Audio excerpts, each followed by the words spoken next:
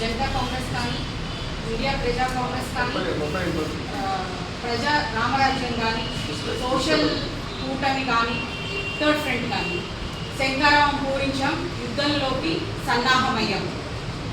ప్రజలకు జరుగుతున్న అన్యాయాల మీద ఈ రోజున ఎన్నుకున్న నాయకులు కానీ, ఎమ్మెల్యే అభ్యర్థులు కానీ, ఎంపీ అభ్యర్థులు కానీ డబ్బున్నవారు కాదు.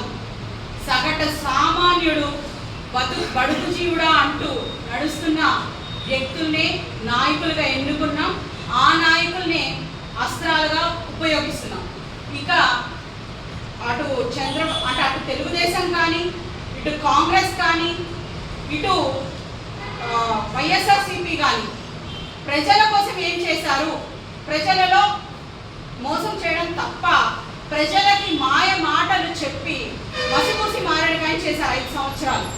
అటు రాజధాని లేదు, ఇకపోతే ఒకటి విద్యా సంస్థలు బాగుపడ్డాయని ఒక ముసుగులో మిగతా కార్యక్రమాలు ఎన్నో ముందుకు వెళ్తున్నాయి. దయచేసి ఇలాంటివి మానాలి అని సహృదయంతో ఇవన్నీ ప్రజలకు అందించాలి, వనరులు అందించాలి, ప్రజలకి వనరులు అందించాలనే ఉద్దేశంతో ఈ మహాకూటమి ఏర్పడింది. ఈ కూటమిలో భాగంగా ఇంకా వచ్చేవారు చాలా మందే ఉన్నారు. ఇది విజృంభించడం ఇది ప్రారంభం మాత్రమే. ఇంకా చాలా ఉంది, చాలా మంది వస్తారు.